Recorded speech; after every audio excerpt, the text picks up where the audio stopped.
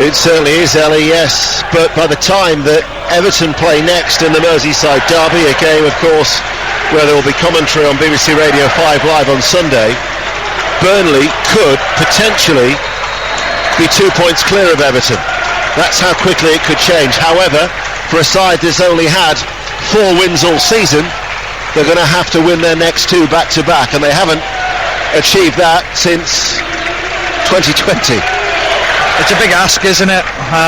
You need to get something in the squad, a morale, an understanding of what's at stake. You need leaders on the pitch, and when I say a leader, not someone who's organising, someone who wants the ball, someone who wants to take responsibility on the pitch, and that's being a leader on the pitch, and that is something that is key tonight. You need the big players, i.e. the Dwight McNeil, the Cornets, the players, the Jay Rodriguez, the ones who can get on the ball and make something special happen. That's the voice of Stephen Warnock, the former England international, who's with us here at Turf Moor. The first time in a long time. It's not cold in Burnley. Feels very, very mild on a lovely, lovely day and a gorgeous evening with the weak sunshine now. You can see the hills stretching far and beyond here in East Lancashire. It's the first time I've seen them without snow on. Honestly, every time I come here. But the game will be underway very, very soon, and it's huge down at the bottom of the table. For a Burnley side, for the first time in 10 years without Sean Dyche in the dugout. And once again, Michael Jackson, Ben Mee, Paul Jenkins and Connor King are part of the caretaker team looking after things. As the applause in the background was the message, everybody taking the knee, as the fight against racism and discrimination continues. And Burnley in their claret and sky blue shirts and sky blue shorts, playing from left to right as we look at the back of this main stand here at Turf Moor. But it's Southampton who are quickly on the attack, and it was Walker Peters on that right hand side who sends over the cross, and it's over the head of Pope and out for a goal kick. Yeah, all led from Collins and Tarkowski having a mix-up. They didn't know who wanted to clear the ball, almost getting each other's way, and Southampton capitalising. Ball played forward towards Rodriguez. Coming out there was Fraser Forster, all in orange away towards our right. So Forster's in goal for Southampton. It's a back three of Valerie, Lianco and Bednarek. Perrault and Walker Peters are the wing backs, left and right respectively. Romeo, Ward-Prowse in the centre of midfield. El Yunusi, Stuart Armstrong and Broja. Yellow and royal blue shirts, royal blue shorts for Southampton. And this is the Burnley side. Pope's in goal, a back four of Roberts, Tarkowski, Collins and Taylor. A midfield of McNeil, Brownhill, Cork and Cornet. Rodriguez and Weghorst are the two strikers. We're expecting as well, there's talk of an unofficial tribute 10 minutes in from some of the Burnley groups, the supporters groups, to acknowledge the 10 years of Sean Dyche. So we'll keep our ears out for that very, very soon. Well, they're generating a decent atmosphere, the home support. They are, and it's exactly what's needed. They understand the role they've got to play. They've got to make sure that the players know they've got the full support of the fans behind them, and it certainly seems that they've come in full voice tonight. Forster, Rodriguez against his former club, diving to try and get some sort of a block on it. Tarkowski just inside his own half to Brownhill. Brownhill going in for that 50-50 ball, helped out by Weghorst. Gets it out towards Taylor on the left-hand side, and it goes out of play for a Burnley throw. The referee this evening is Stuart Atwell, as Cornet from the throw on the left-hand side. Block coming in from Valerie, and it's going to be another Burnley throw deep inside the Southampton half. There's been a good start by Burnley. Had they not squandered that penalty miss by Cornet on Sunday, that would have taken them 2-0 up against West Ham United. That might have been enough. It was a missed opportunity. There is really no margin for error when you're down at the bottom and you're 4 points adrift. They've got to get close enough to put Everton under real pressure. They can do that tonight, and you look at Everton's fixtures and they'll feel the pressure if Burnley can get a result tonight. Thrown out by Pope. to Roberts, one of the two changes made. This is McNeil, right-hand side of the midfield. Roberts goes inside. Cork, another ex-Saint in this Burnley lineup, as Taylor has to run a little bit further back than he probably would have imagined or wanted to on that left-hand side. Just been talking a lot in the build-up as well about the appointment or the confirmation of Erik ten Hag as the new Manchester United manager. There is a special podcast all about Erik ten Hag that is available now on the 5 Live Football Daily feed. Here is Romeo for Southampton, sliding it forward. Broja tries to skip away from the challenge of Tarkowski. Burnley win it back. Cork's forward ball strikes the heels of McNeil. Rebounds towards Ward-Prowse. Out to the right-hand side. Walker-Peters joins the attack. Ward-Prowse to the delivery. Repelled by a header away by Tarkowski. The turn from Cornet actually ran into trouble in Valerie. Picked up now by Walker-Peters coming in off that right touchline on that far side. Level with the penalty area. Still 0-0 on BBC Radio 5 Live.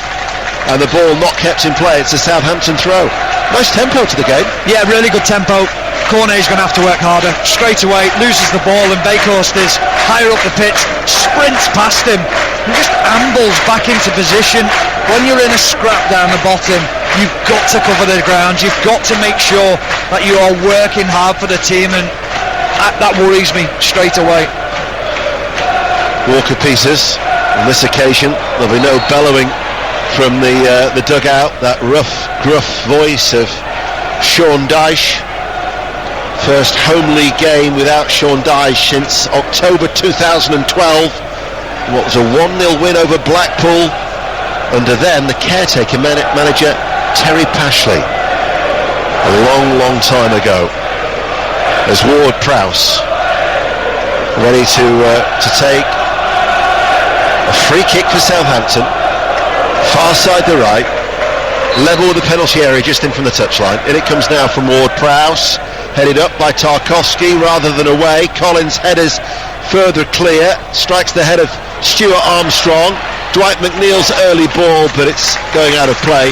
He was looking for the run of Brownhill through the midfield, but they had everybody back. There was never really the out ball for Burnley.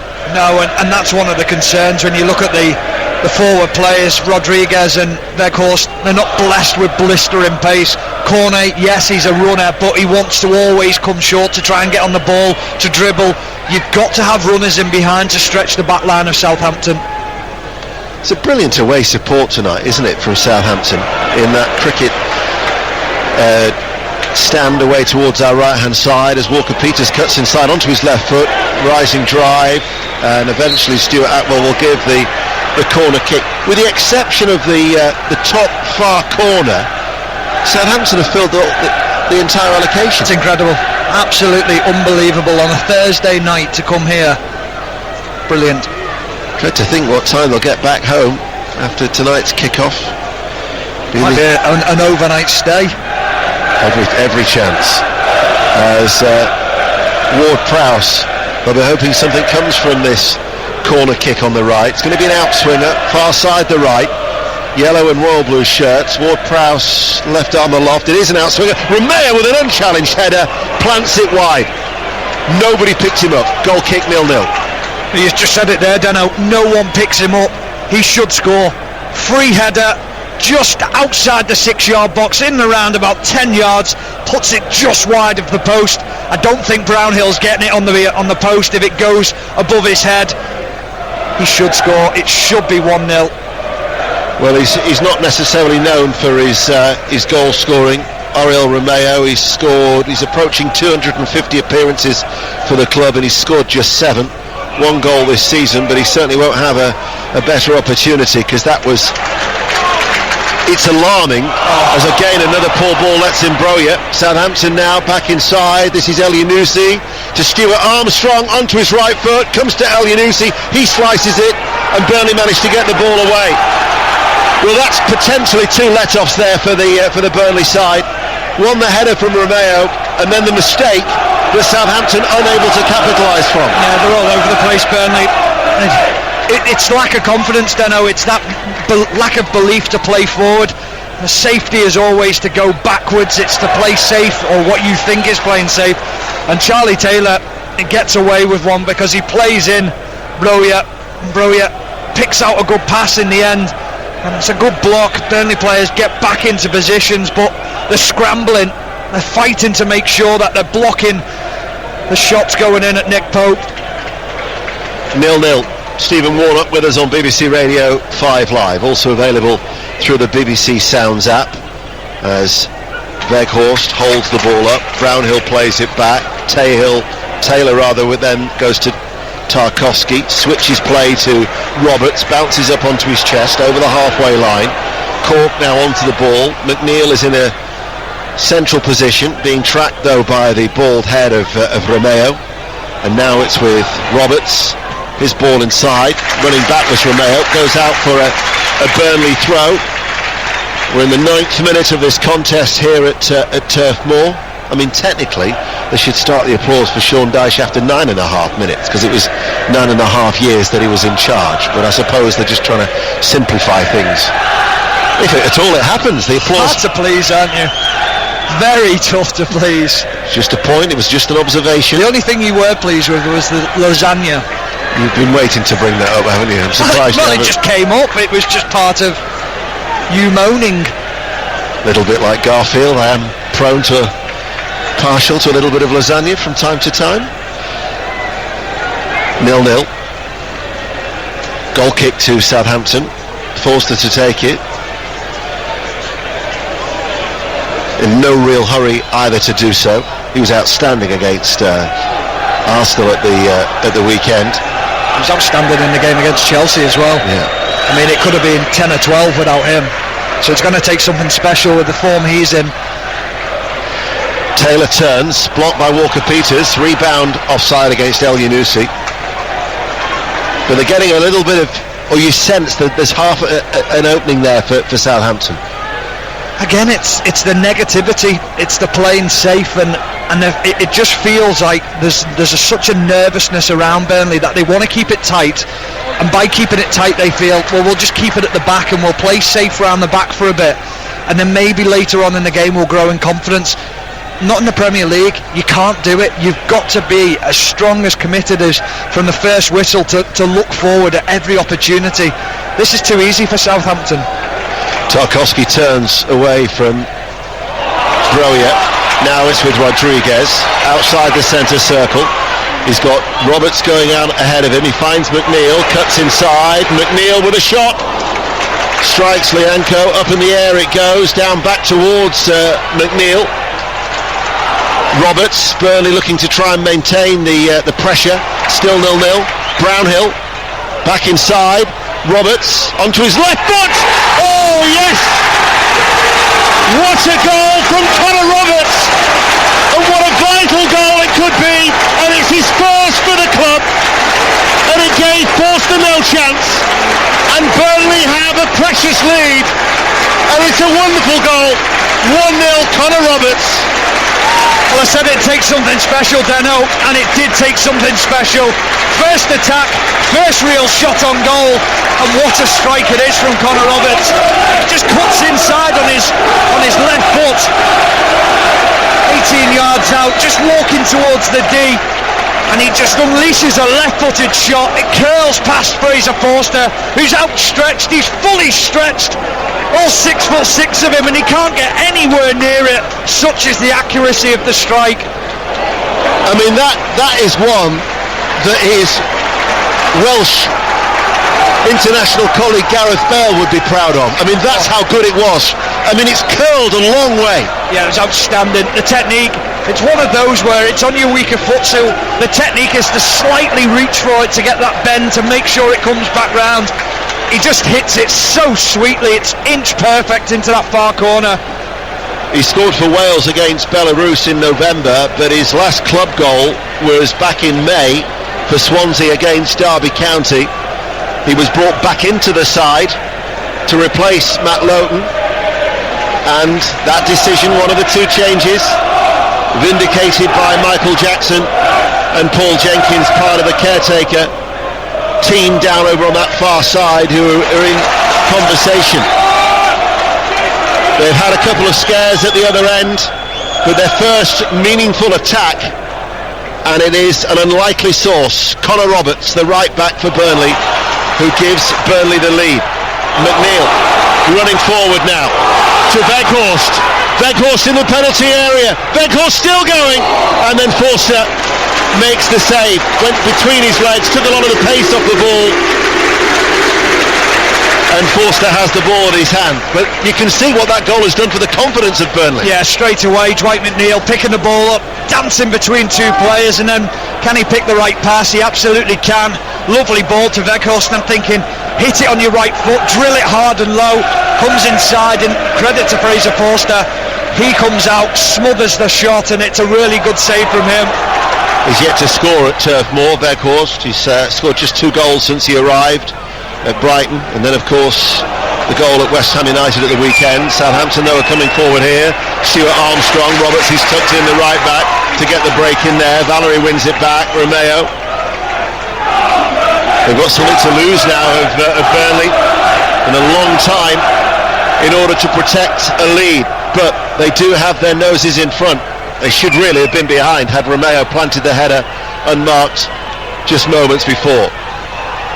Perrault, Stuart Armstrong, left-hand side, curling ball into the penalty area, headed out by Tarkowski.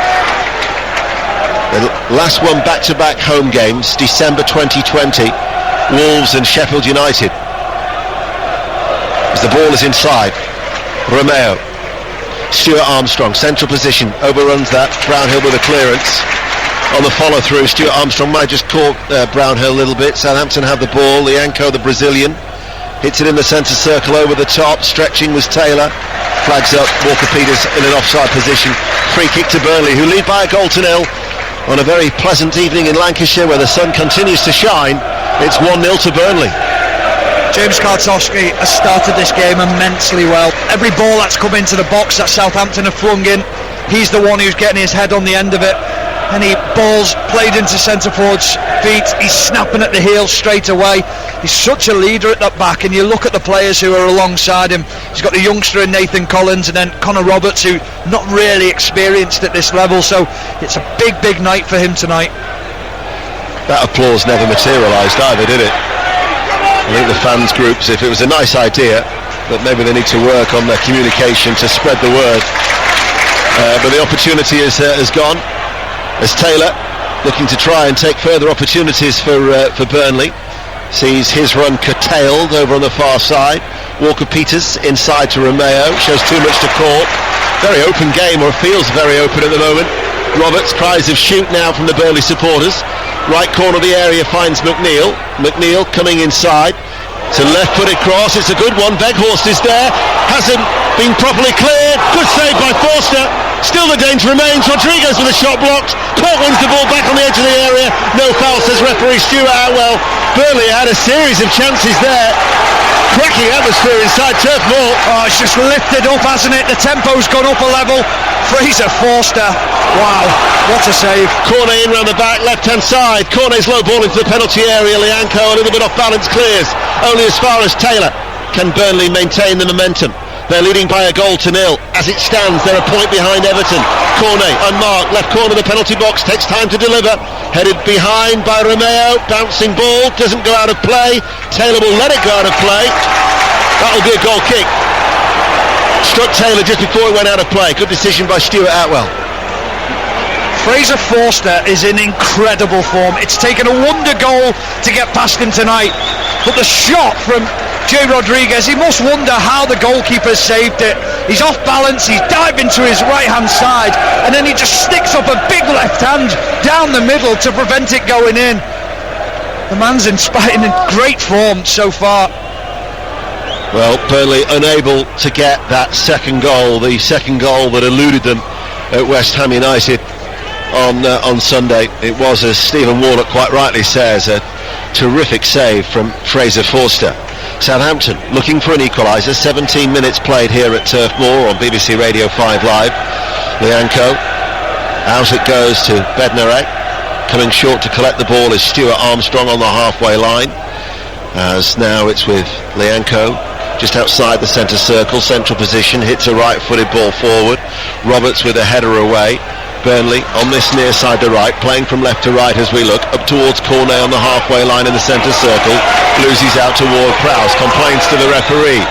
But again, there's early signs that Stephen Warnock picked up about the lack of effort. Cornet only now is running back over onto that left-hand side and ambling his way back too. You get some sense from the fans as well, they know it. They get so frustrated with him when he's doing the defensive side of the game, or when something doesn't quite go his way. They're on his back a little bit straight away, so you can tell the type of character he is. Here is Lianco for Southampton. Over the halfway line. Ball tickled round the corner by Ward-Prowse. The return ball from Walker-Peters. Ward-Prowse sends over the cross under pressure, but gathered in by Nick Pope in an off-white and grey goalkeeping combo for a jersey and black shorts, looking and hoping for the next clean sheet to be his 50th for Burnley. That's what they need to do. And they haven't really got a good track record of late. They've been conceding a number of goals. Only picked up 5 points out of a possible 24. They've got a history of dropping points from winning positions, but if they are able to see this game out, the belief that would give them going into the game then against Wolverhampton Wanderers here on Sunday, and the chance then to overtake Everton. However, they've got to see this one out first of all, leading by a 0-0. And we're only now in the 20th minute. Here is the goal scorer, Roberts. Forward ball, McNeil. Cork on the slide into the 50-50 challenge. Headed forward. Weghorst returns the ball to McNeil. Comes on the inside of Lianco. Perrault is covering the left wing back, and it's his darting run back into his own penalty area. But then the block comes in from McNeil. And that's what the Burnley supporters can identify with. Just sheer hard work, and as a result of that tenacity, winning a corner kick. Yeah, it's brilliant from McNeil, because if he gives up on it, then Perrault just drives down the left wing and Southampton are out very easily. It sounds so simple, doesn't it? But fans just want you to close down, but so do your teammates as well. They want to make it easier for themselves. Cornet then for the corner for Burnley, near side to right, left-footed. Forster's punched it not properly away, headed back by Collins, and then one bounce and it's in the arms of the England international goalkeeper Fraser Forster, who is unable to deliver it first time because of the towering presence of Wout Weghorst. Not many people can go eyeball to eyeball with Fraser Forster.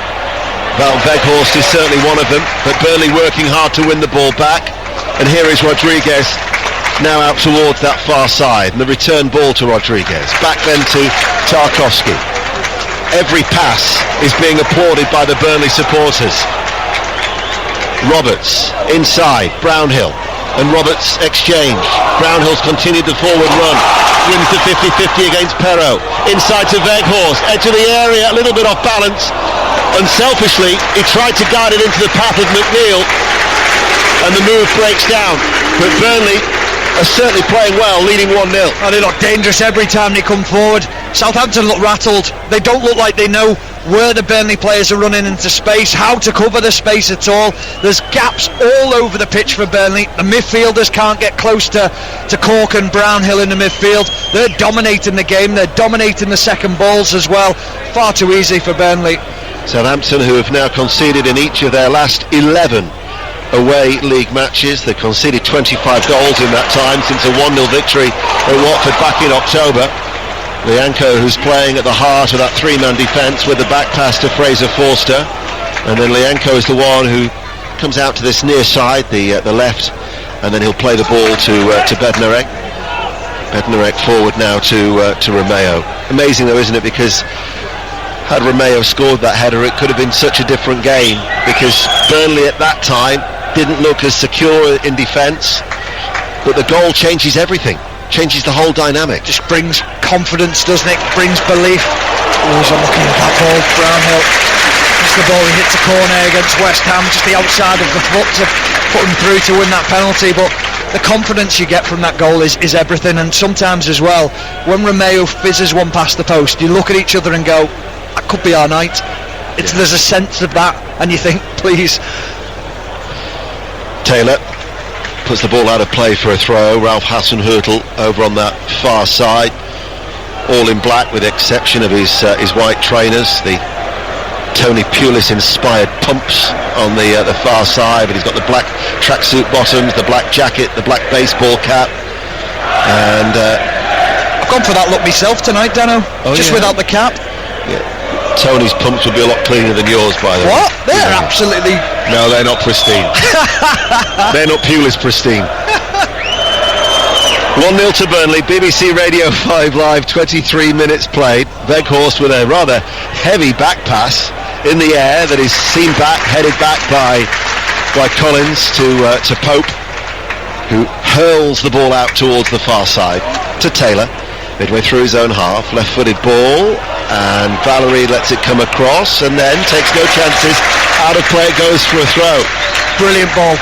Just the percentage, just to know that if you get a runner in behind who's going to be close to it, Valerie's got nowhere to go and you're going to win the throw-in, progress yourself 60-70 yards up the pitch with one pass. But the beauty of it, because as Taylor with the cross charged down behind for a corner kick, because they're playing with the three at the back, you've got that ability to get in round the back, haven't you, and get in behind the wing backs. Yeah, and that's all you've got to do. Come short with your wing back and then make sure that you spin into that space, and Cornet should be available every single time. So it's a corner kick to Burnley, who lead by a goal to nil. The corner is on that far side, the left, in it comes now, and the header, what a save as well by Forster. Still the danger is there. And that was Weghorst. I think it came back off the crossbar or the post. But Forster, from the initial effort, I think from Rodriguez, that was a world-class save by Fraser Forster. He's got down and he's played the ball out with a lift of the arm. Here is Cornet for Burnley. Lianco steps out of defence, but we are straight away now talking about two outstanding saves already in these opening 25 minutes from Fraser Forster. That was breathtaking. I'm lost for words, Deno. I mean, the save's incredible. Just how he gets down, you think he's beaten. It's in and around his feet and his footwork to get down. Big strong arm to push it up. He gets a little bit fortunate that Weghorst hits the post after it, but all credit to Fraser Forster. He's just in that rich vein of form where you're thinking, anything that goes near me, I'm going to save it. Obviously, I know the goal was outrageous and it took something special to beat him, but my word. It was the header from Rodriguez, and it was a glancing header, and Forster somehow, and then it was the corner of the post and the bar off the follow-up from Weghorst, and still he's unable to get that first goal at Turf Moor. Walker-Peters, El Yunusi, right hand side, stopped by Tarkowski. He would have seen it late, I would imagine, as well, Fraser Forster, as the ball is now with Perrault. It was a crowded penalty area, but Fraser Forster with a breathtaking save. Ward-Prowse, out to Walker-Peters, right hand side, in comes the cross, headed away by Roberts under pressure. Stuart Armstrong lets it go out of play for a throw to Southampton. 26 minutes played. Burnley, they could be 2 or 3 up. They should be 2 or 3 up, but for Fraser Forster, and that is sometimes the difference of maybe grabbing a point away from home, and Burnley will be worried about that. Unable to get the goals to take them and give themselves a cushion that they so badly require. Throw for Southampton.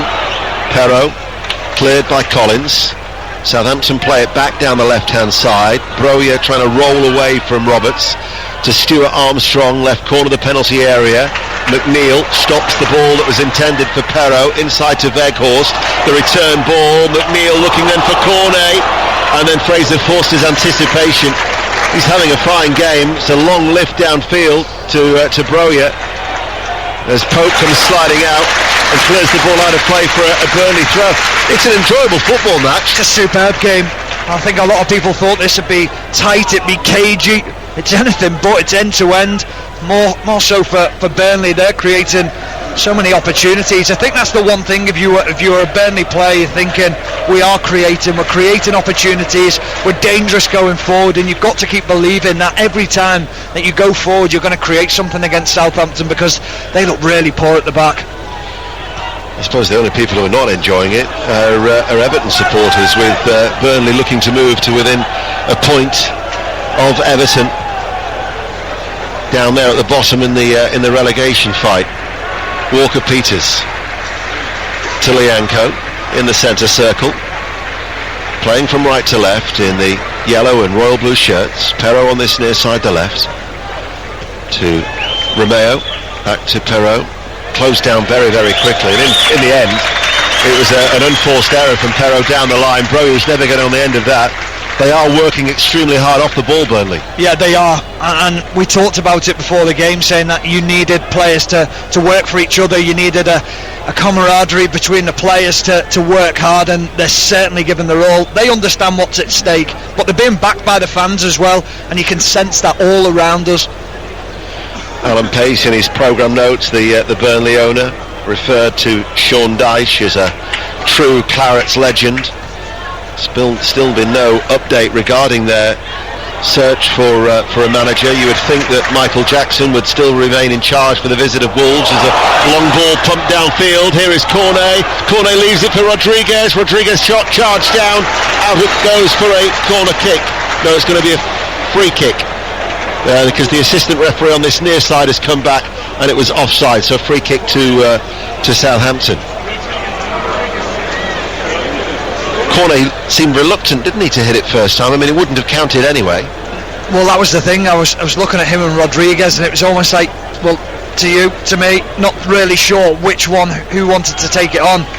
When I said before about taking responsibility, that's where you've got to say, I'm confident, get out my way, I want this strike at goal. I actually thought Rodriguez was in a better position. You could form quite easily one of the Chuckle brothers, the way that you always have your little wise cracks to you, to me. Often having a go from you to me, but still. Very good. Here is Romeo, Bednarek. Burnley still lead by a goal to nil. And we've been playing for nearly half an hour now here at Turf Moor. Walker-Peters is forward on that right-hand side, held up by Taylor. Ward-Prowse, the two England internationals combining. Inside, Stuart Armstrong. El Yunusi drops off, creates himself a bit of space to Broya, able to turn. Left-footed shot low, strikes the legs of Connor Roberts behind for a corner kick. Burnley still lead 1-0. I thought he'd just given Broya too much room there, Connor Roberts. I thought he'd give him half a yard that he needed to get his strike away. Luckily for him, it strikes the heel and goes out of play for a corner to Southampton. There are more goals in this game, without wanting for the curse of the commentator, but Stuart Armstrong, corner kick, taken short, left-hand side, back to Stuart Armstrong, curls it in. Pope does ever so well to get a hand on that, actually runs into Weghorst. Knocks the Dutchman to the floor, and off the trailing left arm of Pope, it goes behind for another corner kick on the Southampton right for Ward-Prowse to take. Well, he does the right thing, not trying to catch it, going into a cluster of players. Make sure that you deal with it, and then you can reset yourselves like they've done. Going to be an out-swinging corner. Ward-Prowse to take it far side, and it comes now, and Romeo again with another header, and again it's off target. And once more, nobody seems to pick up the run of Oriol Romeo. Well, you only have to listen to the crowd's reaction. They know it as well. They cannot believe the freedom he's getting. He's running off Dwight McNeil, edge of the box, loses McNeil, and then it's far too easy. He should score. This time it's the opposite post, and there's no one on that post, and Nick Pope is planted on his line. It's worrying for Burnley. There's obviously a mismatch of who's picking him up. McNeil shouldn't be doing it. If he's not capable of tracking his runner, you have to change him.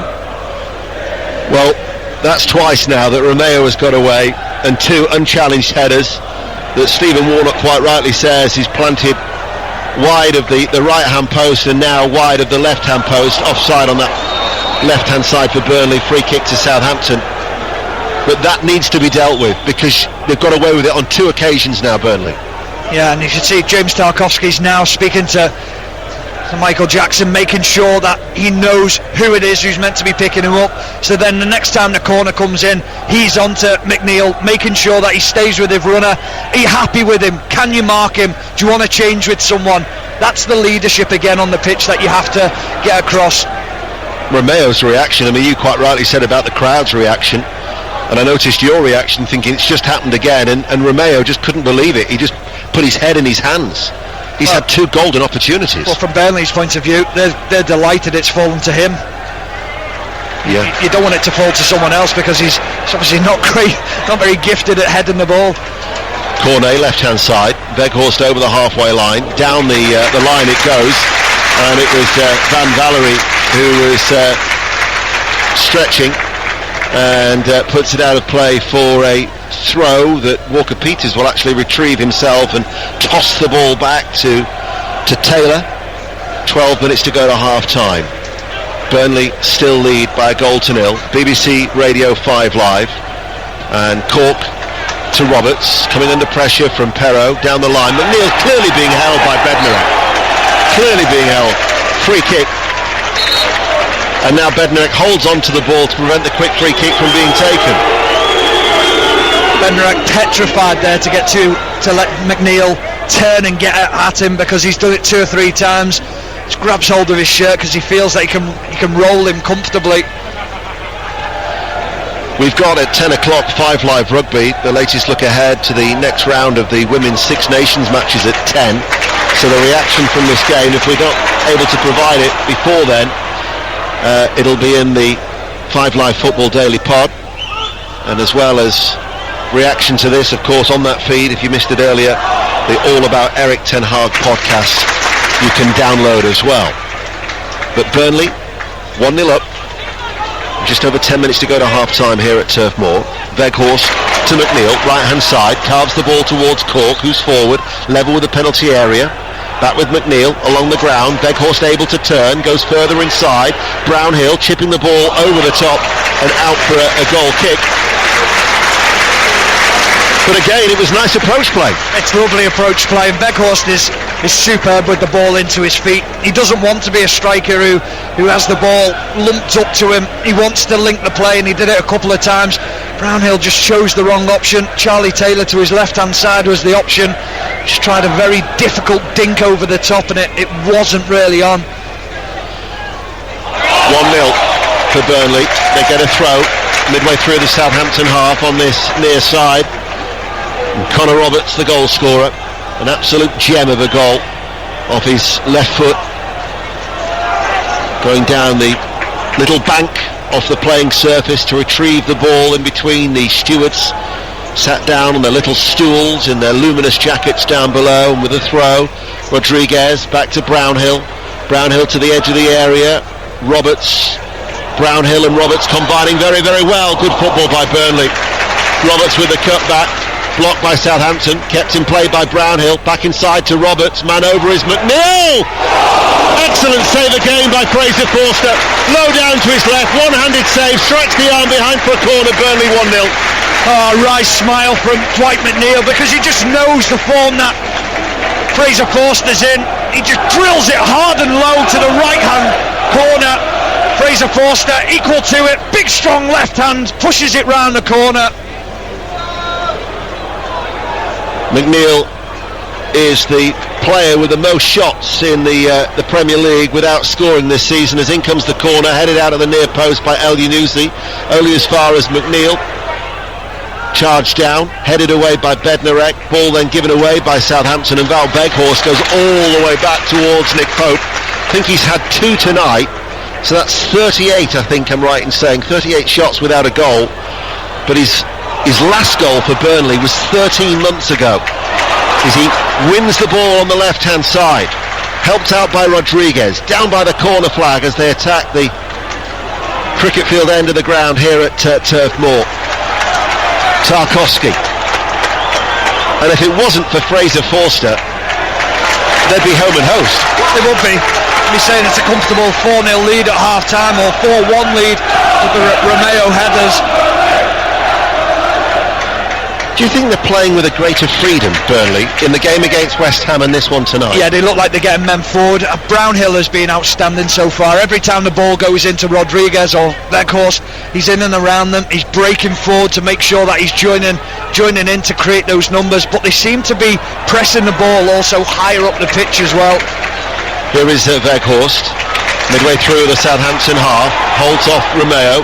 Weghorst wants it back, but it was easily read by Bednarek to step out of defence to Stuart Armstrong, evades the sliding challenge of Cork, but in fact then he was caught, and Cork might be going into the referee's book here. Stuart Armstrong certainly not doing Cork any favours, and because of that I think the referee initially is going to let it ride. Stuart Armstrong gets in his ear, and Stuart Atwell then shows a yellow card to Jack Cork. Yeah, I think the other thing that didn't help Jack Cork was he just walked off with his back to him. I think if he'd have actually gone and spoke to the referee, it was almost like Stuart Atwell thought, well, if you're going to be that arrogant to walk off and not listen to me, then I will book you.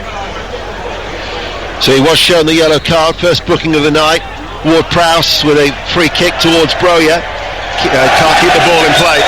The cheers from the Burnley supporters will tell you that's gone out for a goal kick. We're in the 39th minute, and Burnley are leading by a goal to nil here at Turf Moor. Pope in no hurry to take the goal kick. He wasn't happy with the guy, one of the Burnley staff. I don't know if he's a ground staff. Nick Pope was happy just to walk over and amble over, take his time. The guy zings the ball back at him as if to speed the game up, and he's thinking, I don't want that. We're all right where we are. We're winning. Taylor, up in the air it goes. Lianco takes a little tumble in the aerial duel with Weghorst. Bednarek with a back pass towards Forster, all in orange. He's told his defenders to go out wide to give him the option to pass the ball out from the back. Bednarek was one of those. He goes inside to Romeo. Now it's with Valerie on that far side to Walker-Peters, the Southampton right. Walker-Peters coming under pressure, back towards Romeo. Last line of defence in between the defenders, comes now to Bednarek, and now it's with Lianco as the three have re-established their positions as Romeo has gone back into his more accustomed midfield role. Perro wants Bednarek to bring the ball forward. Instead he plays it to Stuart Armstrong, looking for the run of El Yunusi once again, and Collins is going to marshal the ball safely back for a goal kick. 5 minutes to go to half time, and Burnley 1-0 up, looking good. Yeah, they look very good, they look very comfortable. I know we talk about the two incidents from Romeo, both from corner kicks, both from set pieces, but other than that there's been nothing where Southampton have carved Burnley apart and you've thought, wow, this is going to be dangerous, this is going to be a tough night for Burnley. Concentration's key for them at the back, and Tarkowski, as I've said, has been outstanding. Now we have just got a pause in play here, and we were expecting this as well, because for Muslims who are observing Ramadan, they will break fast at either 8:25 or 8:26. The times vary depending on the mosque that you follow. And so there was going to be a break in play for some liquid refreshment to be taken on board by both sets of players. And Burnley as well have done their very utmost to try and let everybody aware that this pause in play was likely to happen. Yeah, very clear to us in the press room. We were handed out sheets telling us what was happening, what was going on. It was all inclusive as well to the fans as well, telling them that there was certain things for them available at the kiosk, because I think it's been superb from the club. So play will get back underway very, very soon. You're listening to BBC Radio 5 Live, also available on BBC Sounds. And we've got more live football for you this weekend. 5 Live Sport on Saturday midday with Mark Chapman, and Manchester City Watford is our commentary, the usual goal service from 3. 5 Live's Premier League Sunday from midday, Chelsea West Ham at 2, followed by the Merseyside derby, Liverpool against Everton at 4:30. Southampton are attacking, trailing by a goal to nil. Right hand side, Walker-Peters on the overlap. In it comes from El Yunusi, flying header out by Tarkowski. Weghorst is back there helping out, dispossessed. But Collins plays it to Roberts, and the right back hits it long downfield, volleyed away by Bednarek. Bouncing ball, brought under control by Walker-Peters midway through the Burnley half. Goes inside, Ward-Prowse sweeps it first time out to Perro, left side of the penalty area. Blocked by Roberts, rebounds out of play for a throw. 3 minutes to go to half time. BBC Radio 5 Live. Burnley still lead through that fine Roberts goal, as the ball is played back on this near side, and Southampton to Lianco inside the centre circle. Now to Valerie, and back with a Brazilian defender once more. but there's no pressure from Burnley on the Southampton central defender. They're going to quite happy to let their three-man defence have it. Stuart Armstrong drops back inside his own half, out towards the right-hand side for Valerie. Given away, Taylor with the interception. Ball played forward to Taylor. He's got Cornet ahead of him, support. Burnley now are attacking with Cornet on that left-hand side, and the cross is charged down, and behind it goes for a corner kick to Burnley. Very clever from Burnley. They're setting traps, as you say, let the back three have it, then play it into wing-backs. As soon as it goes out to the wing-backs, they're springing onto them straight away. Taylor and Roberts, very, very well organised from Burnley. So it's going to be a corner kick to Burnley in front of the travelling support. That corner of where the away supporters are housed, and the Bob Lord stand on that far side. Brownhill to take it. Clutch of Burnley players around the penalty spot. Delivered into the air now. Collins with a header. Burnley have got a second goal. Nathan Collins gives Burnley a cushion. What an important goal that could be right before half-time. Burnley leads Southampton by 2-0. Well, the delivery is exceptional from Brownhill. In swinging corner, he gives Collins the opportunity to go and attack it, rises above his opponent and powers ahead down into the bottom right-hand corner, and this time Fraser Forster doesn't stand a chance of it. It's a magnificent header from Collins, and it's more than Burnley deserved. They've deserved that lead. They deserve to be 2 goals ahead. Listen to the response from the Burnley crowd now inside Turf Moor, because all of a sudden they have got a crucial cushion, and in the end, hold on, VAR could yet intervene. We're yet to restart. We don't have the monitors, but the fact that the Southampton players are talking to referee Stuart Atwell. It's actually Collins, and what the players are saying is that he's leaned on James Ward-Prowse and sort of had a pushing down on his shoulders, and I think that's what they're trying to claim, and they're also claiming for an offside as well. Dwight McNeil by the ball, and you look at, or Jack Cork, sorry, but when you look where Fraser Forster is, he's not on his eye line. No. He's not interfering with his eye line, so I'd be very surprised if this is overturned. And he doesn't appear to make an attempt to play the ball either, Jack Cork. No, I think they're just wondering whether it brushes the thigh of Jack Cork or... The goal stands. Southampton aren't happy. We're into stoppage time in the first half. 2 minutes of added on time. But VAR, John Brooks back in Stockley Park. Stuart Atwell now is explaining his decision to Bednarek. But like you say, he's not in the eye line of Fraser Forster. There's no attempt to play the ball. Anyway, VAR's given it, and it's 2-0 to Burnley. Fully deserved. They've been very, very good in this first half. But for Fraser Forster, it should be 2 or 3 anyway. Very, very good goals from a Burnley point of view. What a header it was from Collins. Yeah. He wanted it, didn't he? He went and attacked it, got above James Ward-Prowse and powered it into that bottom corner. He scored his first goal for the club in the recent win actually against Everton here at Turf Moor, when it was by 3-2, and now he's followed up with his second, and Burnley looking for back-to-back wins. I bet he wishes I was here on Sunday as well. I was there for that game, here for this one. He'll be thinking I'm the good luck omen for him. I would imagine you'll be at Anfield at the weekend. I certainly will. Stephen Warnock, former Liverpool, Aston Villa, Blackburn. Mention that quietly in these parts, that your Blackburn time at Ewood Park, the arch rivals of Burnley and East Lancashire. But maybe Burnley and Blackburn won't be renewing acquaintances next season after all, as Burnley, this is a result to put real pressure on Everton if they can still see it out. Have you just wrote Blackburn out of the promotion playoff places? Well, they're falling away a little bit, aren't they? Plenty of games. Rodriguez out of play, goes for a throw.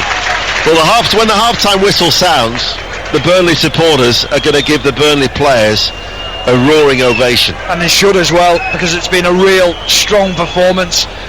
It's been a performance of the right attitude, the right quality on the ball, the right decision making, and a wonder goal for the first goal to set them on the way, and then a quality delivery for the second. And on cue, there is the half-time whistle, and everybody around us are up and out of their seats here at Turf Moor. It's been an excellent performance from Burnley, and they're leaving the pitch. The cries have come on Burnley, except the two opportunities that Romeo was given the freedom of Turf Moor he didn't take. However, Burnley's margin of victory, if it wasn't for Fraser Forster, could have been far greater. Been unbelievable, been in inspired form, and it's taken some magnificent goals to break the deadlock, to get the ball past him. I think if you're a Burnley player, you've just got to keep on thinking, we're getting opportunities, we're going to get more in the second half as well. I'm sure Southampton will have something to say about that, and Ralph Hasenhüttl has got a big team talk at half-time. And certainly a big 45 minutes await in the second half as far as the relegation picture is concerned. But at half-time here at Turf Moor, it's Burnley 2, Southampton 0. Thanks, Ellie. Southampton have been out quite a bit ahead of Burnley, which tells you everything about the mood of the Southampton dressing room. Stephen Warnock, Ralph Hasenhüttl sending the players out early doors. Yeah, I think it tells you it was a quick meeting, simply not good enough. I'm sure there was a few tweaks made in what he expects of them in the second half to get closer to this Burnley team, but I would expect a much improved second half from Southampton. However, if you were in that Burnley dressing room, you would be saying exactly the same. They're going to come out quick. We need to be alive. We need to be ready for that onslaught of an attack from Southampton. So expect Burnley to start well as well.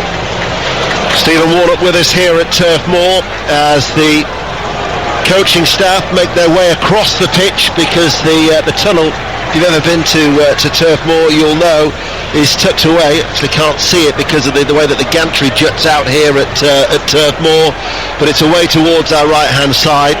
And in fact there's a couple of stragglers of the Southampton substitutes who are also still on the pitch, but we're about to go. Neither side has made any changes. You're listening to BBC Radio 5 Live, and we are now underway here in the second half of Burnley 2, Southampton 0. Burnley in their claret and sky blue shirts and sky blue shorts, playing from right to left as a cross comes in from the right hand side, and Walker Peters gets underneath it and heads it behind for a corner kick. So Pope is in goal, a back four of Roberts, Tarkowski, Collins and Taylor. Two of those defenders with the goals, McNeil, Brownhill, Cork and Cornet the midfield. Weghorst and Rodriguez are the two up front. We'll give you the Southampton side in a moment in their yellow and royal blue shirts and royal blue shorts, but they've got to defend this corner kick first, and it's Brownhill to take it, and it comes, and the header was over the top, and that was Tarkowski who got himself to within a scoring opportunity in a position, and he just couldn't keep his header down. Well, we should have saw 3 headers scored from corners at that end of the pitch, just to our left hand side. This time it's Tarkowski with a free header. He'll be furious because he knows he's better than that. Real good header of the ball, gets above, I think it's Lianco, and he just pushes it over the bar. Fraser Forster so angry with his defence, but just a little tweak in the system of Southampton. They've gone with 2 up front, and they've moved Armstrong just in behind the 2 strikers. I'm guessing that's just to get in and around Cork and Brownhill to stop them winning the second balls. So this is the Southampton side that Stephen Warnock is talking about. They've got Fraser Forster in goal as a slip from Valerie, and he's got Weghorst, and he's actually lying on the ball now, preventing, that was handball, was it, from Valerie. He's going to have a talking to from Stuart Atwell. He slipped, and then he just basically lay on the ball to prevent Burnley from going forward. In fact, the destruction. I don't know how he's won the free kick. It's gone in favour of Southampton. He's given it for Brownhill for kicking him when he's lying on the ball. I don't get how Stuart Atwell's come to that decision. I wonder if there was a touch of the hand there from Valerie as well, as he prevented the Burnley players from getting away from him. So Forster's in goal, a back 3 of Bednarek, Lianco and Valerie, Walker Peters and Perrault, the wing backs right and left side, Ward-Prowse and Romeo in the midfield, and then you got Stuart Armstrong in behind, El Yunusi and Broja, but Burnley lead by 2 goals to 0. They missed the opportunity of a second goal at West Ham on Sunday. It was to their cost. They will never have a better opportunity of getting 3 valuable points to move within 1 of Everton. They will achieve back-to-back home wins for the first time since December 2020. It could be a pivotal night here at Turf Moor. Foul from Bednarek on Weghorst, and it's going to be a free kick to Burnley. He's picked up a little bit of an injury in the process too, Bednarek. He's hobbling a little bit there. No, that's just being clever, knowing that you give a foul away and pretend that you've been on the receiving end of a foul yourself, and it could have gone either way. Well, he's certainly running a little bit freely now as he has to deal with the aerial duel of Rodriguez. In fact, Rodriguez, the decision goes against the Burnley forward, and gentleman in front of us cries out, "What you doing?" Stuart Atwell giving the free kick to Southampton. Good backdrop of noise here at Turf Moor. The supporters have certainly tried to play their part, but you think how poor they are away from home, where they've scored just 13 goals on their travels. Only Norwich have scored fewer in the Premier League. Turf Moor, the matches here at Turf Moor could be so significant and could be the platform to pave a way for Burnley to somehow survive in the Premier League. Well, that's how you feel about both Burnley and Everton, isn't it? You look at their away form and you think, well, are they going to do it at home? Is that what's going to keep them in the Premier League? So could be a battle from both teams who's got the best home form. Burnley on the defensive, Southampton on the attack. Cross easily claimed by Nick Pope. Burnley have got Wolves at home on Sunday, then Watford away, Villa at home, Spurs away, Villa away and Newcastle at home. They're the remaining fixtures as Taylor carries the ball a long way into Cornet. Cornet with a shot, charged down by Lianco, offside. Flags up, the referee's going to let the game flow though. Romeo's forward ball, all of a sudden now it's with El Yunusi inside the centre circle. Is Broja ahead of him? Burnley need to get numbers back.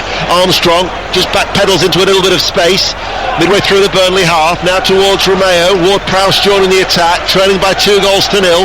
Forward ball, right corner of the area. Walker-Peters with a cross, strikes the body of Collins, cleared away on the edge of the area by Brownhill, up towards Weghorst, holds it up towards McNeil, midway through his own half, coming under pressure but manages to find Brownhill. Forward ball, Weghorst finds an area of space, and then back with Brownhill once again. 5 minutes into the second half on BBC Radio 5 Live. Burnley lead by 2 goals to 0. Roberts, McNeil, out it goes. Rodriguez looking for the run of Roberts. Bednarek is there and will tidy up at the back. Stephen Warnock. How often do we say Burnley are making the pitch big and expansive in the way that they're playing? There is a more of a freedom about them to get forward, to allow the forward players to run. But Weghorst has been brilliant tonight. He's allowed the Burnley players to get up, to join the attacks. He's been that platform to build upon. The incessant clapping and chanting from the Burnley support as Southampton attack. Perrault inside, Broja, left corner of the penalty area, back out to the left for Perrault. Cross, takes a deflection, loops in the air, and then is caught by Nick Pope at his near post.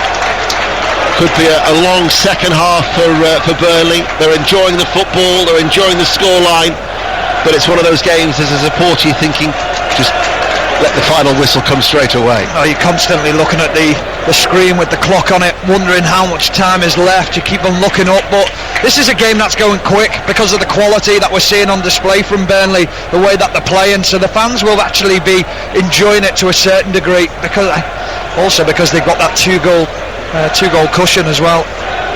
Collins, who provided that 2-goal cushion that Stephen's talking about. Romeo's forward ball headed away by Tarkowski, directs his header out towards Cork.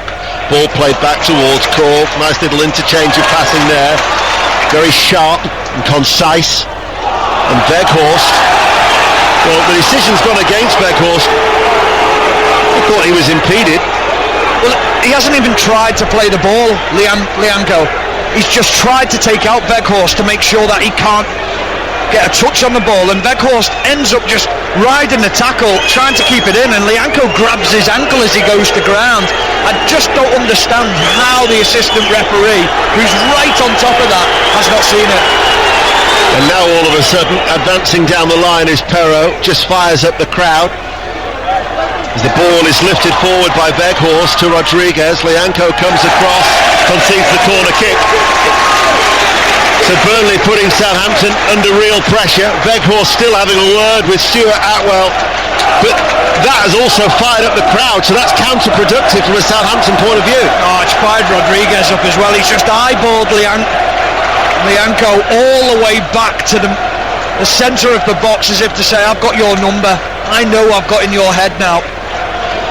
Burnley lead 2-0, 5 live, 8 minutes into the second half. Cornet with the curling ball in from the corner kick right hand side, played forward by Taylor, cleared by the Southampton defence, but everybody was back in the yellow and royal blue. Nick Pope runs out almost to the edge of the centre circle. He hits the ball high in the air. Weghorst loses out in that challenge with Valery, and now it's with Taylor along the ground towards Weghorst. He's worked very, very hard for the team, hasn't he, Wout Weghorst? As the ball is played forward, Rodriguez forcing Lianco to volley the ball into this stand that we sit right at the back of, just to the left of the halfway line. And 9 minutes into the second half, Stuart Atwell, there's 2 balls on the pitch, so he's got to make sure. He's having a word with Broja, and he wants the ball to be kicked onto the other side by Tarkowski. So it goes all the way over towards the dugouts, hammered across the pitch by Tarkowski. Play can resume. Stuart Atwell, though, is making sure Taylor is in the precise position. Midway through the Southampton half, Taylor the left back for Burnley, infield to Cork on the halfway line, and then going all the way back. Game management now critical for Burnley. Yeah, but you don't want to play too much on the back foot. You don't want to be too defence-minded. You've got to still take the game to Southampton, make sure that you're on the front foot and pushing them back.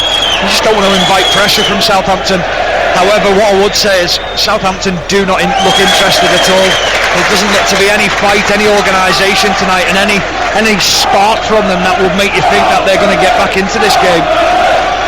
First win in 7 against Arsenal in all competitions, but 2-0 down here,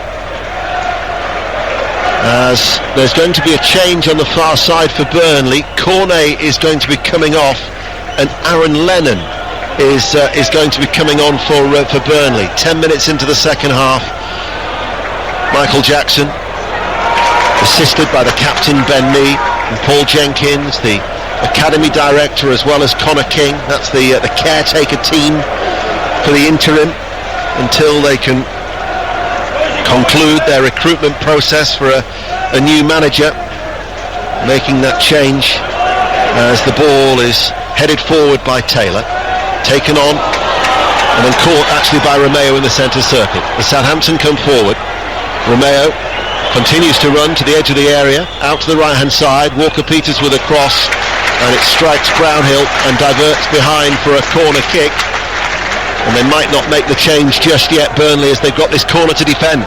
Covered some ground tonight, Brownhill.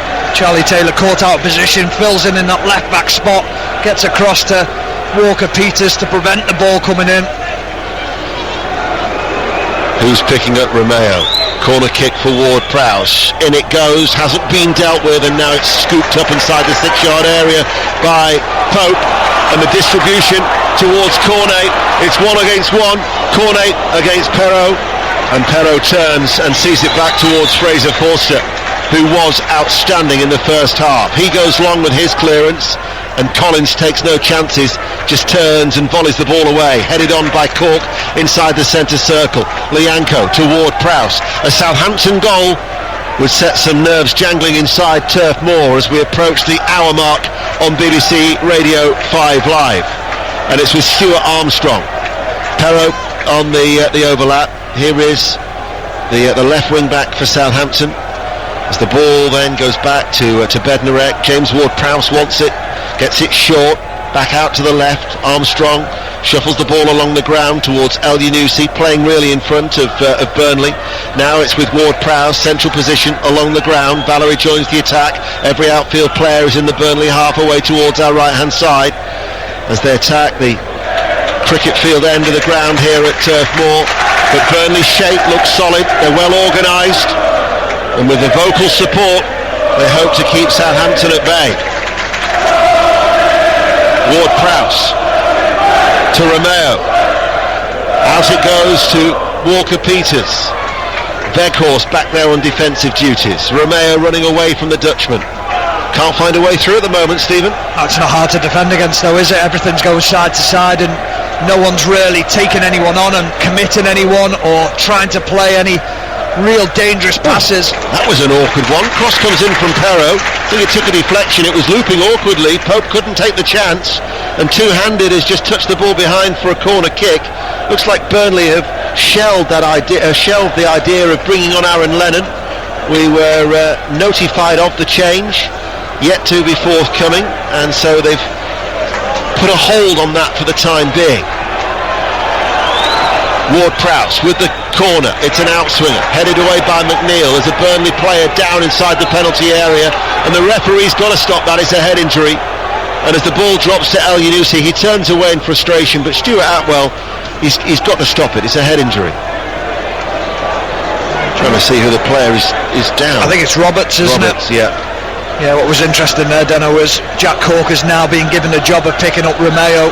Romeo no longer getting picked up by Dwight McNeil. It was just an incident off the ball as it was to put into the box, and it was Romeo who catches him with a flailing elbow into the throat.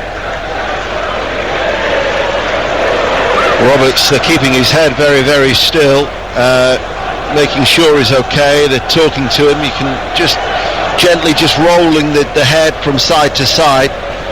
A lot of precaution being taken here by the physios, as there is a stoppage in play.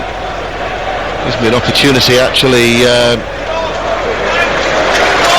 just to talk about the situation with Ashley Westwood as well, because there was a post today by Burnley on Ashley Westwood's condition after that horrific injury that he picked up at West Ham. And he says that first I'd like to thank everyone for their messages of support which flooded in after Sunday.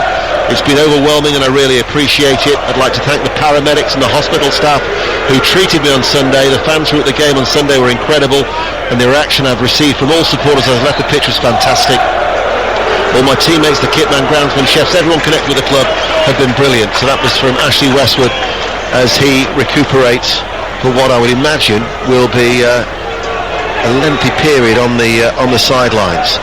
Brownhill, who's one of the two changes coming in for him today, the other one was Roberts at right back. He got the first goal. Burnley still lead by 2-0, and now it is with Armstrong, Stuart Armstrong that is, doesn't get the better of Collins, who brings the ball away.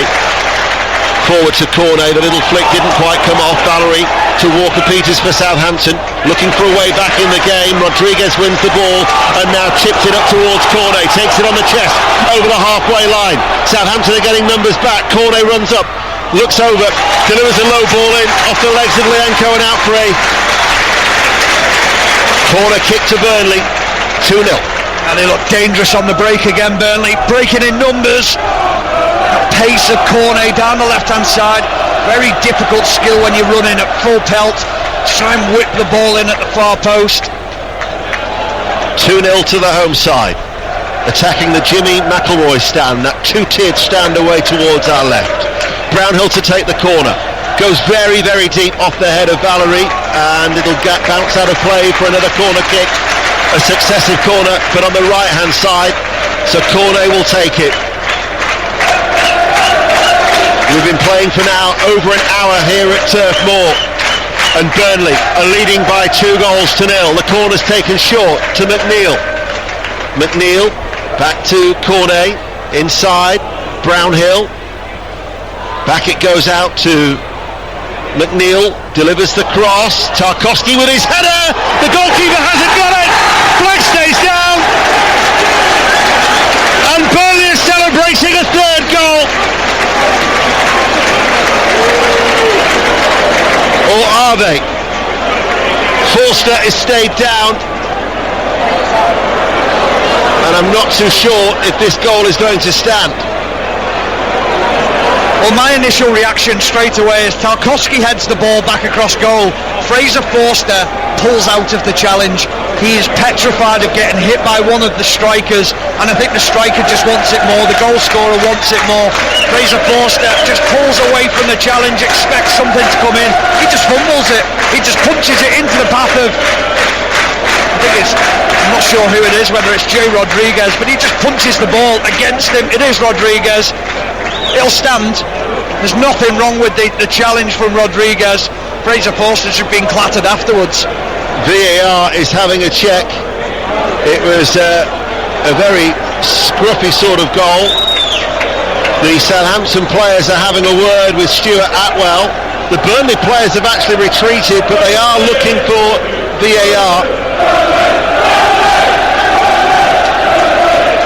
Again, the supporters inside the stadium will know that there's a VAR check, but only now does it come up that there is a possible offside.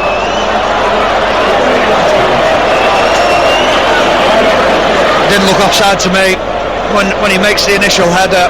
What about when you're talking about Tarkowski? Yeah, it felt like when he headed it back, it looks like Rodriguez and Cork were both in onside positions as he headed the ball backwards. So this, it's offside. It's not going to stand. It is not going to stand. After a VAR check for the second goal, which was greeted by cheers just before half time, Stuart Atwell signals that the goal does not stand. It is still 2-0 to Burnley, and that goal has been chalked off for offside. So it's still Burnley 2, Southampton 0. Jack Cork was involved in the incident in the first half where they wanted an offside for him. It is him who's offside this time.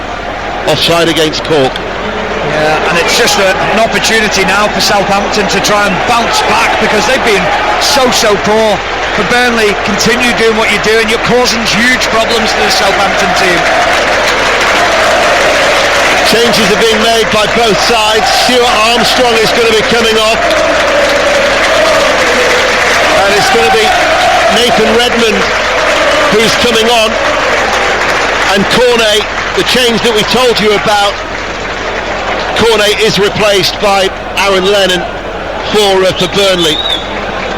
Interesting as well, Dano, to see where Aaron Lennon's playing. He's come out to the left hand side. They've left Dwight McNeil out on that right side. They feel that is his better position to cut inside, to link up with Weghorst and Jay Rodriguez. You're listening to BBC Radio 5 Live, where Burnley are leading 2-0 against Southampton, and we're approaching the midway point of the second half. We talked in the first half about the All About Eric Ten Hag podcast that's available now on the 5 Live Football Daily feed. His confirmation as being the next Manchester United manager is also being a topic of conversation in the EuroLeague's podcast, and also the future of Haaland, which you'll be able to also listen to through BBC Sounds. And that is the EuroLeague's podcast, which is also now available through BBC Radio 5 Live. Here we are at Turf Moor. Southampton with Walker-Peters to Romeo. Valerie stays forward on this right-hand side. Back it goes then to Lianco. Bednarek out towards Perro. Broja makes the run. Collins has gone with him. Creates a bit of room for Redmond. He was ready to run into that inside left channel, but they couldn't find the ball towards Redmond, who's now come short to collect the ball. And here is the Southampton substitute in front of the Bob Lord stand. Redmond with the cross. Chance here! And it was over the top. And Adams, who came on for El Yunusi, his first touch was to have a real opportunity, and with a right-footed volley, tipped over by Pope. Well, the substitutes linking up extremely well, and this is a different problem for Burnley now, because Che Adams, he wants to play on that shoulder, and he's causing problems straight away. In comes the corner kick. Doesn't really beat the first man. It was whipped in low by James Ward-Prowse. So Che Adams has come on for El Yunusi. to pep up the Southampton attack, still trailing 2-0. In comes the other corner. Pope goes to punch it, headed away in front of him. Bouncing ball, headed forward by Redmond. Weghorst back down the edge of the area, helped on by Cork. McNeil running out towards this near side. Ball in field from the left touchline. Walker-Peters on the cover to head it away. Cork running forward there, stopped by his opposite number, the 4 of Lianco for Southampton. And nudged off the ball, Redmond by Brownhill.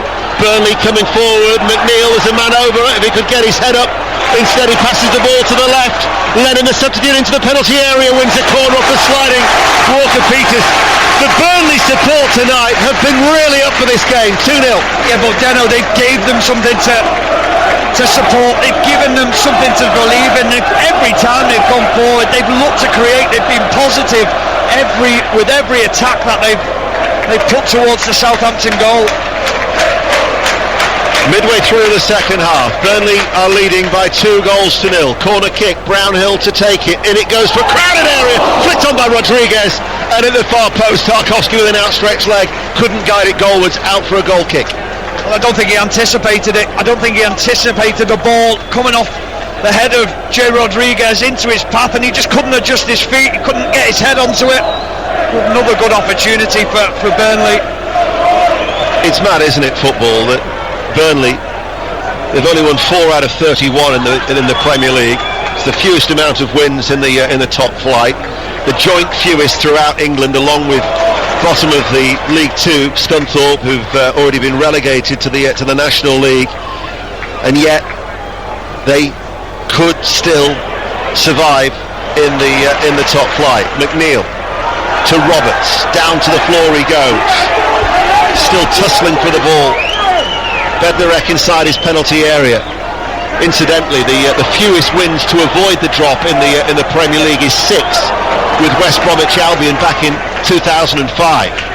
Here is Shea Adams, holds the ball up, back toward Prowse, quickly out towards Walker-Peters on this near side the right, playing from left to right as we look, yellow and royal blue shirts to Romeo, rolls it forward right-footed, scoops it forward to Walker-Peters, headed away by Taylor, the left back tucked in. Rodriguez first touch, back towards Redmond, looked like he was fouled there, and this is within James Ward-Prowse territory. It's a direct free kick, it is right of centre, and Ward-Prowse straight away bouncing the ball, very, very eager. There's a groan around the ground because they realise it as well, the fans. They realise the quality that he possesses. Just cleaning his studs as he gets prepared to take this free kick. Is it a little bit too far out for him? I shouldn't say. Well, all 6 away goals in the Premier League for him this season have been from a set-piece situation. 3 free kicks and 3 penalties. Another little bounce of the ball once again. It is it's right of centre. It's over 25 yards out from goal. It's James Ward-Prowse, right-footed, and Pope turns it behind with both hands for a corner kick.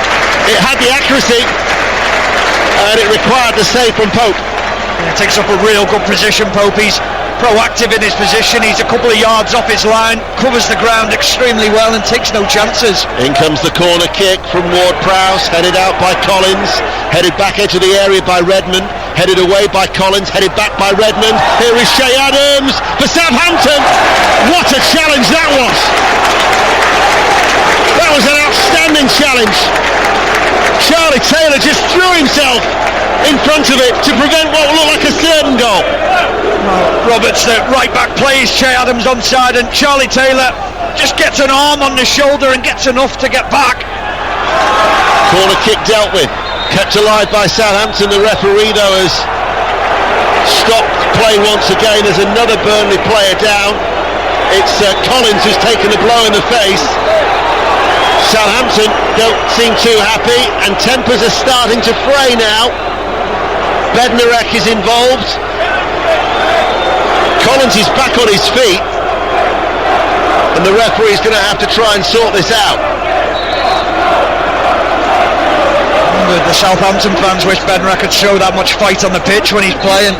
He's more bothered about what's going on from that situation, about the game continuing. It's a clear head injury to Collins. He goes down to the ground. Yellow card has been shown to Bednarek by referee Stuart Atwell. He's still going. Well, you've played left back for many a year, so you'll appreciate the requirements of when you've got to tuck in and cover. And Charlie Taylor, with a last-ditch block challenge, was exceptional. Outstanding. I mean, I played with Charlie when he was at Leeds. I know his qualities. I know the type of character and player he is. He's been brilliant for Burnley since he's joined the football club, but that could be the most important challenge that he puts in on a football pitch for this club. Tarkowski has also been booked. We'll just wait to see for confirmation whether Bednarek was also shown the yellow card. I actually thought he was.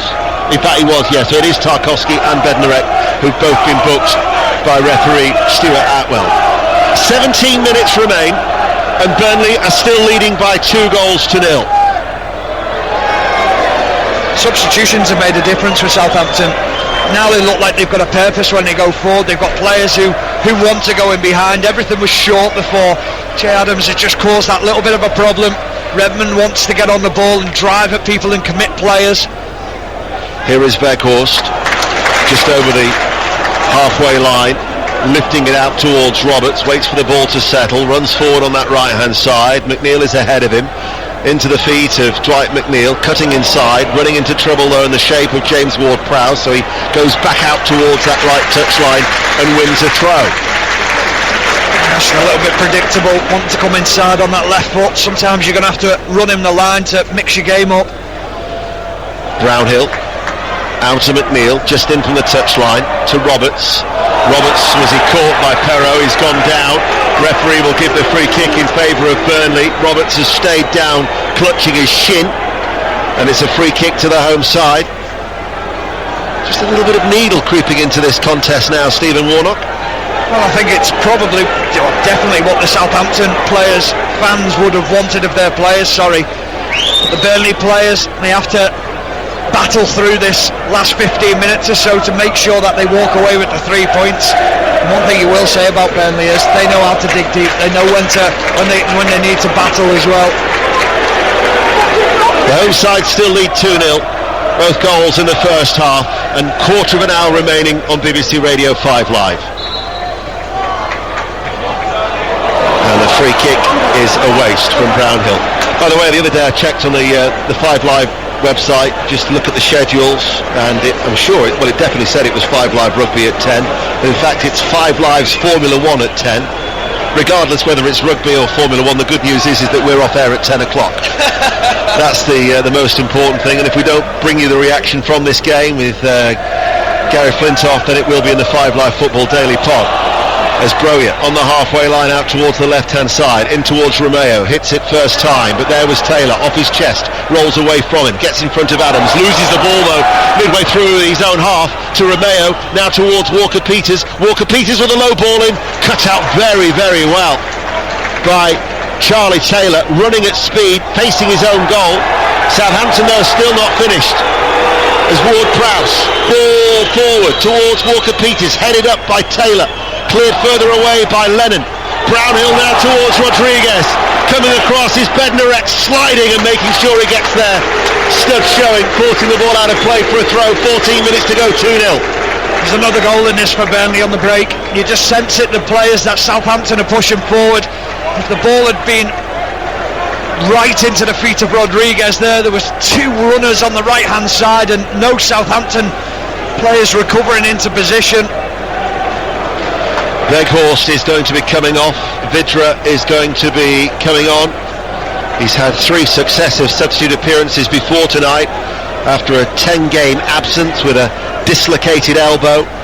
Weghorst still without a goal at Turf Moor, but his hold-up play and his work off the ball, tireless. Huge contribution tonight, been exceptional, been everything that the manager will have wanted from him. And especially his midfield players.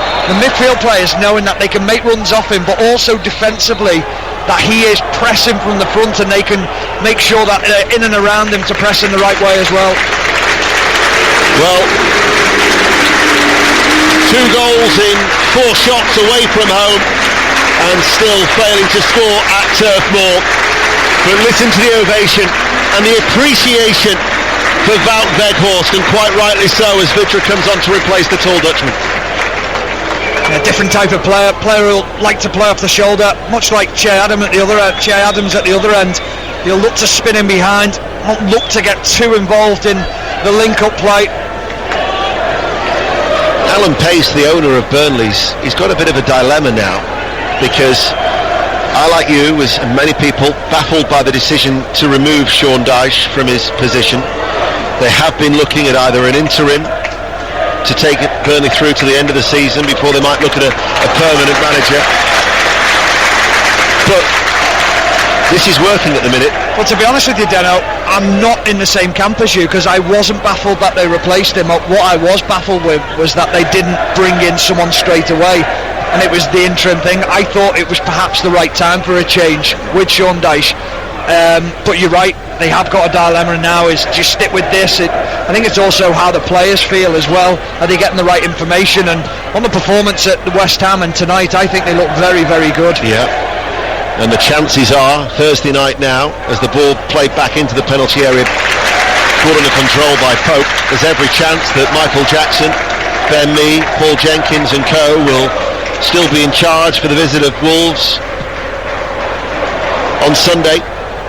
And if they were to follow that up with another win, they'd actually be ahead of Everton, and Everton will be in the relegation zone.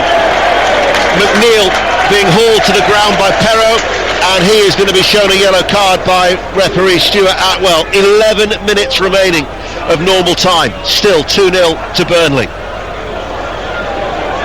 Struggled Perrault tonight against Dwight McNeil, found it very, very difficult, getting the wrong side of him there.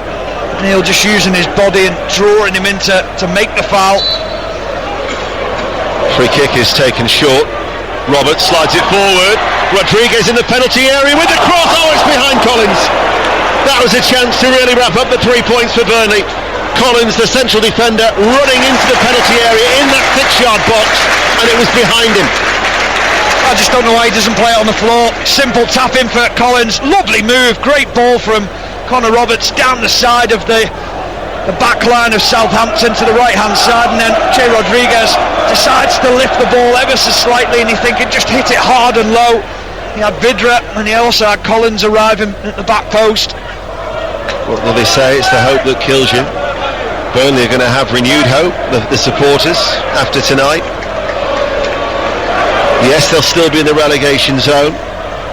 There's Broja, right corner of the penalty area, goes on the outside of Tarkowski, fired that one in low, but well held by the goalkeeper Pope. Great hands. But just talking about your previous comment about having hope, 100% I'd have hope watching this. If I was a Burnley fan, I'd be thinking, we've gone to West Ham and we've created numerous opportunities. We should have won that game as well. We've dominated the chances tonight. They should be believing now that they can pull off the escape and get out of this. On the flip side of things, if you're an Everton fan or an Everton player watching this, I'd be worried. I'd be watching Burnley thinking, that change has done them the world of good, and they look dangerous. Everton have got Liverpool away on Sunday. You'll hear it on BBC Radio 5 Live. Then they've got Chelsea at home, a trip to Leicester, a trip to Watford, Brentford at home, Palace at home, and then Arsenal away on the final day. Romeo, ball out to the left-hand side, cut out, and then Brownhill turns and hits it away downfield. Still leading by 2-0. 8 minutes of normal time remaining on BBC Radio 5 Live. We'll bring you Manchester City, Watford on Saturday, and then 5 Live's Premier League Sunday, Chelsea, West Ham, before that Merseyside derby at Anfield. 4:30. And then next week, Palace Leeds United, and then we're back into Europe with the Champions League semi-finals, Manchester City against Real Madrid, Liverpool against Villarreal, and West Ham United against Eintracht Frankfurt, Leipzig against Rangers. So a lot of live football to look forward to. Rodriguez over the halfway line for Burnley. Switches on. He had Lennon going on ahead of him. Lianco dives forward, cuts the ball out for a throw. Another change is going to be made for Southampton, and it's going to be Livramento who's going to be coming on, and he's going to be replacing Walker Peters. He actually scored his only goal for Southampton against Burnley when they met back in October at St Mary's in a 2-2 draw. But like for like in many ways, this change. A little bit more attack-minded. Livramento likes to take people on in that wing-back position, very capable of doing that. Very powerful player from that right wing-back position. Taylor with a throw for Burnley, headed up in the air by Valerie, volleyed then downfield by Ward-Prowse, brought neatly under control by Collins off his right foot, gets it out to his right to Roberts, who got the first goal, beauty goal off his left foot too. Here is Cork. Fraser Forster hasn't been as overworked as he was in the first half, where he made a string of excellent saves. Pope goes long downfield. Valerie hits it first time on the volley, and Collins spins with his upper body to direct the header back towards Pope. And we've got just over 6 minutes remaining.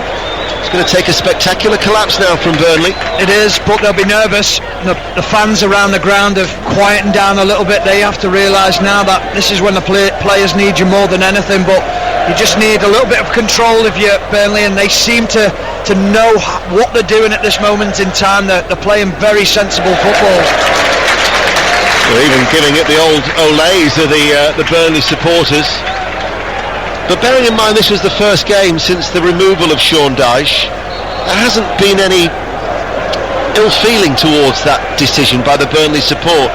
They've been very united throughout the whole game. Yeah, I think there has. I think when you talked about the applause for Sean Dyche, I just wonder whether some of the Burnley fans thought the same. Enough is enough, and we need a change. If we want to stay within the Premier League, then maybe now is the time to make that change of manager, or to obviously appoint from within.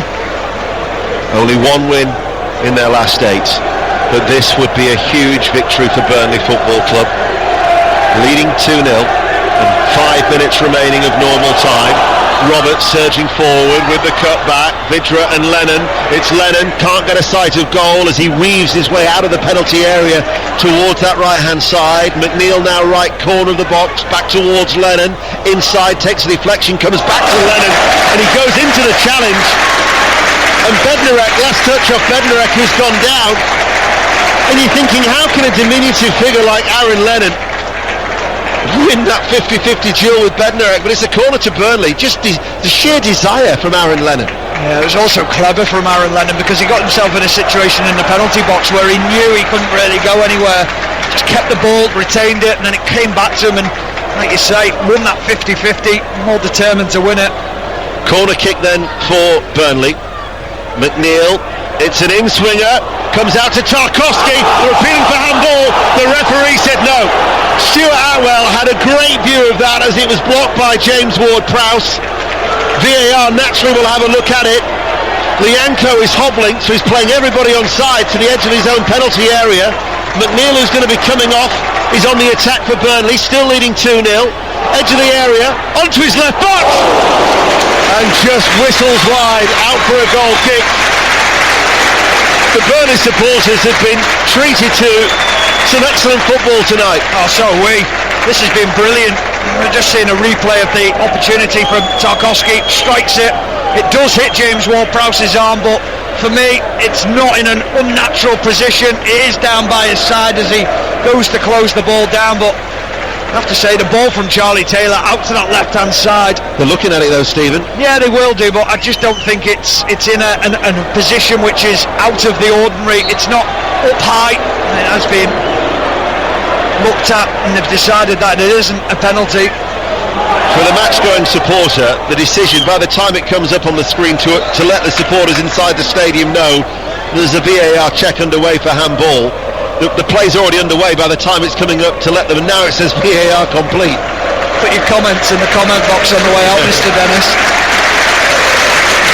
Dwight McNeil, his goal drought continues, but he's put in a sterling performance, and he's actually getting a standing ovation. And that will do his confidence levels to power of good for a smiling Dwight McNeil as he's embraced by the coaching staff on that far side. And it's a defensive change with Matt Lowton coming on for McNeil. Yeah, he just pushed Connor Roberts up into that wider position where McNeil was playing, probably a little bit more defence minded, so that they can tuck in, defend well. Aaron Lennon will naturally do that on the other side, a very experienced player. But that is Dwight McNeil that we saw from a year ago, 2 years ago, at his very, very best. Confident, running at people, not afraid to lose the ball, because you've got to lose the ball at times to try things. You're not going to complete every single pass. A raucous Turf Moor, 2.5 minutes of normal time remaining, but Burnley are still leading by 2 goals to nil. The goals in the first half from Roberts after 12 minutes and the Collins header just before half-time. Had it not been for this man, Fraser Forster, all in orange away towards our left, that have already had the 3 points in the bag. However, they'll still need to be watchful, as here is Romeo for Southampton. And I think, were they just singing for Sean Dyche then? And now here's the applause for Sean Dyche ringing around the ground here at Turf Moor.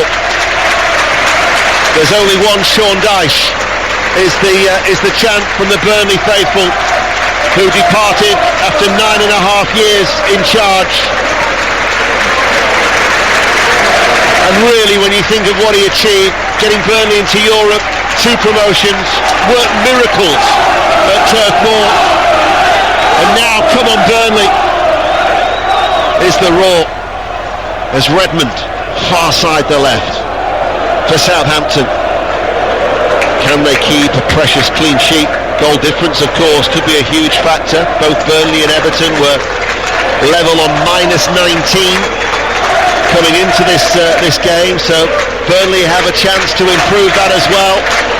And the Burnley support are going to just try and carry them over the line, as there will be 5 minutes of stoppage time that we are about to enter. A minimum of 5 minutes. Still time for Southampton, if you're an Evertonian listening to 5 Live. Livramento keeps the ball in play. Lianco toward Prowse. Everton, of course, that late goal last night, precious point. As this is Livramento down the line to Valerie, right hand side. Brownhill comes across, sliding in, out it goes for a corner. What a performance! What a performance from Brownhill, coming in for Westwood, covered every blade of grass, been outstanding. In it comes now from Ward-Prowse, the corner kick, well held by Pope.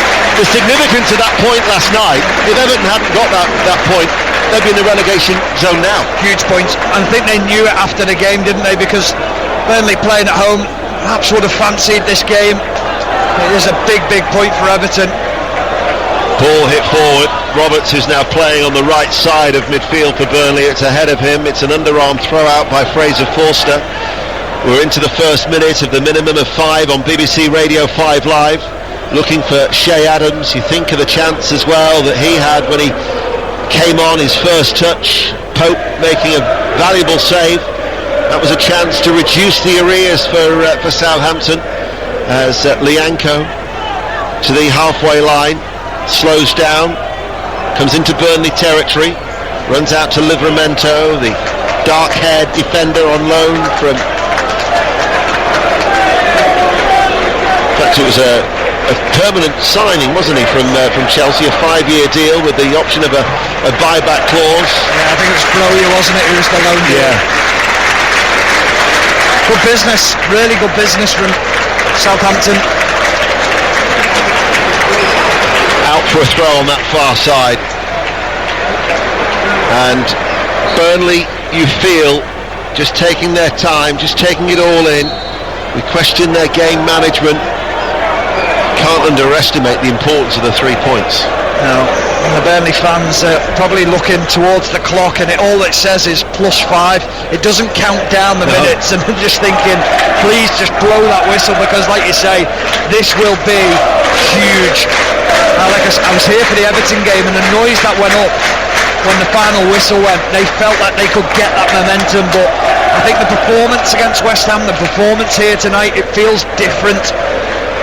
Yeah, it was a good display at West Ham United, and they followed it up again now, just when it mattered the most here against Southampton, leading by 2-0.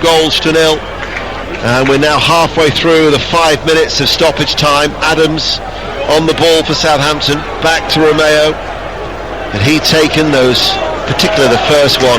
It might have been a different story, but that's the fine margins sometimes in football and how it can all change as Taylor heads it away. But it's been an enjoyable game of football. Loved it, absolutely loved it. I was worried about when I was driving across what type of game we were going to see. Would it be a Burnley team that didn't really come out of its shape, was sort of very rigid in the way that they've played? This has been one of the best performances I've seen from a Burnley team. Lennon back to Taylor. Taylor clears it long. Vidra will give chase. Lianco's got time to look over his shoulder. And rather than going back to his goal, he turns. He's lost out to Vidra in the shoulder barge. Lennon now picks it up, but taken off his toes was Valerie back towards Fraser Forster. We talk about the freedom, but there's been a real work ethic too about Burnley tonight. Been horrible to play against, and that's what you want. You want that from your team as a manager, as a player. You want to be great out of possession, in possession when you've got it, and difficult to get the ball from. But when you're out of possession, be horrible, be tough to play against, be aggressive, everything that you wouldn't want to come up against. Just over 60 seconds remaining of added on time at Turf Moor. 2 goals from the two defenders. Connor Roberts with his first for the club. Nathan Collins with just his second since he arrived from Stoke City. There is providing breathing space for Burnley, but there is no breathing space for Everton, because breathing right behind their necks now and down their necks are Burnley Football Club, just a point behind, as Broja running forward for Southampton. 30 seconds remaining, still 2-0 to Burnley. Collins into the challenge. It's a Burnley free kick. The Burnley supporters will need to replicate this atmosphere on Sunday. They'll have to go again. They will, and if the players give them the effort and the football that they've seen today, they will. They'll back them 100%. I think that's all Burnley fans want, is that effort, that endeavour, that fight to get out of this relegation battle, and they will follow them. Michael Jackson is well to be starting something. It'll be 4 points out of a possible 6. Here is Lianco. There is the final whistle, and Burnley have achieved back-to-back home wins for the first time since December 2020, and they are within touching distance of Everton after a valuable 2-0 victory against Southampton. Big win, huge win for Burnley. They needed it. They came up against a poor Southampton team, but they made them look poor.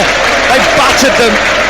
Oh, for Fraser Forster, this could have been 5 or 6. I'm sure Michael Jackson will be delighted with the team, with the effort from his players, but also the quality on display. And now it's over to Everton on Sunday. Well, he's actually saying now, Michael Jackson and Paul Jenkins, they're gathering the players inside the centre circle, but the crowd have certainly responded to the effort for Burnley. They were brilliant. If it wasn't for Fraser Forster in the first half, the margin of victory far greater. That said, Romeo, if he'd have scored after 7 minutes with an unchallenged header, it might have been different. He also squandered another header just past the half hour. But the Burnley players are gathering inside the centre circle. They will play next at home here to Wolverhampton Wanderers. If they can follow up tonight with another win, Everton then will go into that Merseyside derby in the relegation zone. But as it stands, it's Everton 29 points, Burnley just a point behind on 28 after a crucial win here at Turf Moor. But thanks to the goals of Connor Roberts and Collins in the first half, it's finished. Burnley 2, Southampton 0.